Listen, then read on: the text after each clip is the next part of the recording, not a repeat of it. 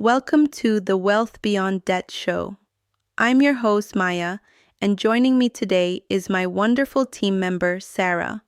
In this week's episode, we'll be diving into strategies for living without debt. But first, let's take a quick look at the financial landscape. This past week, the Federal Reserve decided to maintain interest rates, keeping a close eye on inflation and economic growth. Meanwhile, the banking sector reported mixed earnings, highlighting both strong profits and challenges with loan defaults.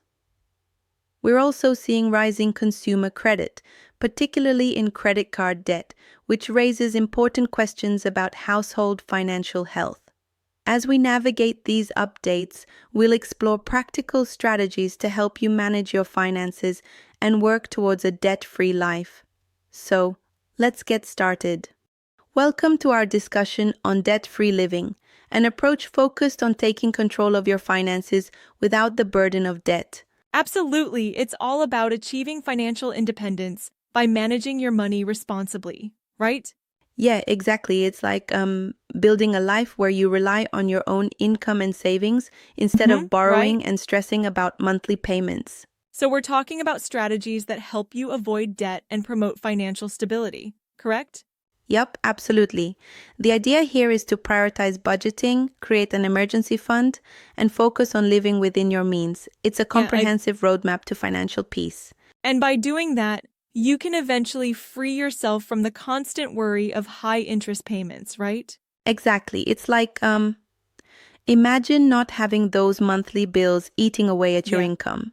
You get more control over where your money goes. Right. And that means instead of worrying about credit card debts, you can channel that money towards savings or even investments. Absolutely. One of the key aspects is setting clear financial goals. It's like having both short-term targets, say paying off a particular debt, and long-term visions, like building that nest egg. Yes. It's interesting because this strategy emphasizes self-sufficiency and a deep understanding of your own financial situation, income, expenditures, and your savings. Right. And there's a lot of emphasis on financial literacy, knowing exactly what's coming in and out, and using tools like budgeting to map it all out. Exactly. When you plan like that, you avoid the trap of overspending. That makes sense. But then, how do we address the idea of emergency funds in this model? Oh, yeah, emergency funds are critical. They basically serve as a safety net so you don't have to resort to credit when unexpected expenses pop up. Right. Generally, they suggest saving enough for, say, 3 to 6 months worth of living expenses. And that kind of cushion can significantly reduce financial stress. You wouldn't have to scramble for funds when, life throws a curveball at you. Exactly. It's all about preempting potential crises, so you're not forced into debt because of unforeseen events. Absolutely. Now, what about those strategies for eliminating existing debt? How do they recommend tackling that? Well, they often recommend strategies like the avalanche or snowball methods. Essentially, focus on paying off high-interest debts first while keeping minimum payments on the Very rest. systematic. That approach definitely makes sense. You get rid of the costly debts first, so you can free up resources faster. Right, but here's a point I want to touch on. Some folks might think that you should completely avoid using credit. Yeah, exactly. And here's where it can get a bit controversial. Don't you think that a responsible use of credit can help build a good credit history, even if the goal is to live debt-free? Well, that's true. I mean, the common misconception is that debt-free means never using credit. In reality, using credit wisely, like paying off balances in full, can actually improve your credit worthiness. True. So it's really about balance, right? You can use credit when needed, but make sure it doesn't spiral into debt. Exactly. It's all about making conscious spending decisions. It means distinguishing between necessities and luxuries carefully. Yep, that's key. And that ties back into the overall discipline needed in budgeting. Without discipline, even the best strategies won't stick. Yes, and another part of this pathway to financial independence is increasing your income streams. Wait, really?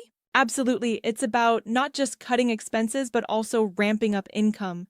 Whether that's through side gigs, freelance work, or even passive income investments. Exactly. It's like building a diversified portfolio of revenue streams, so you're less reliant on just one source of Yeah, income. that's critical.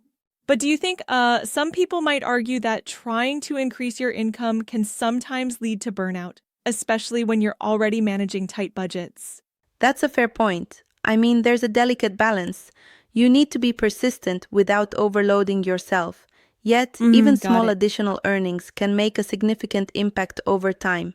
Yeah, I can see that. It's like compound interest. Every little bit adds up, right? Exactly. It's like every additional dollar contributes to that bigger picture of financial freedom. Right, exactly. Now, aside from the pros, what are some of the cons or challenges of this debt-free lifestyle? Well, living without debt might require some lifestyle adjustments. You may need to sacrifice some luxuries, and sometimes that means a slower pace in building assets if you avoid all forms of credit. Interesting. So, for instance, someone might question if avoiding debt entirely could mean missing out on beneficial credit opportunities. Exactly. And that's where some of the criticism comes in. You might end up not engaging in credit strategies that could be useful if managed well. Yet the guidance here leans on the idea that living debt-free reduces overall stress levels, which is a huge benefit. Yeah, I totally see that. And speaking of stress, it seems that the mental and emotional well-being gains are a major draw for this lifestyle. Absolutely. Being debt-free isn't just about money. It's about peace of mind, reduced anxiety, and having the freedom to make choices without the pressure of debt.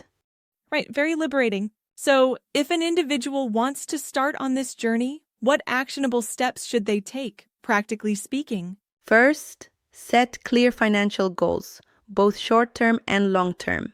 Then, create and stick to a comprehensive budget and definitely build up that emergency fund. Next, systematically work on eliminating any existing debt using structured plans. Like a checklist. And don't forget, continuously educate yourself on personal finance because that knowledge empowers you to make informed decisions. Exactly. It's an ongoing process. Even after achieving debt freedom, staying disciplined is key to maintaining financial stability. Absolutely, no shortcuts here. It really seems like a comprehensive and sustainable approach, emphasizing both short-term wins and long-term planning. That's right. And while some may argue that the journey can be slow or require sacrifices, the trade-off is a far greater quality of life and mental ease. Yeah, I can definitely see that. So, wrapping it up, debt-free living isn't about completely avoiding money or credit. It's about managing it smartly, building a safety net, and gaining the freedom to live on your own terms. Exactly. It's all about taking charge. With proper planning, discipline, and a bit of flexibility, anyone can work towards this ideal lifestyle. Absolutely invigorating stuff. And for anyone out there feeling overwhelmed by debt, the first step is affordable. Start tracking your spending and review your goals. Right, because knowledge and small, consistent actions lead to big changes over time. Yep, very true. Great insights today on managing finances, eliminating debt, and the mental benefits that come along with it. Indeed, it's been a robust conversation on building a life of financial freedom, where every step you take is a step away from the constraints of debt. Exactly. Here's to taking control and living freely, financially, and emotionally. Thank you, Maya. It was a pleasure discussing the latest financial news and how it impacts our journey to financial freedom. To our wonderful audience of the Wealth Beyond Debt Show, thank you for joining us today. Your engagement and support mean the world to us. If you found today's episode helpful, please consider liking and sharing it.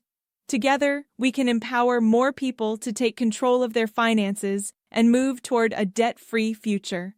Don't forget to leave a comment with the topics you'd like to hear more about in future episodes. We're here to support you every step of the way. Until next time, keep pushing toward your financial goals. Stay tuned, and we'll see you in the next episode of the Wealth Beyond Debt Show. Debt-free made easy, transforming debt into wealth. Eliminate all debt fast. No refinancing, consolidation, or helix needed. Join $2.7 billion in erased debt with our debt crushers. Your freedom awaits. Click the link below for more info.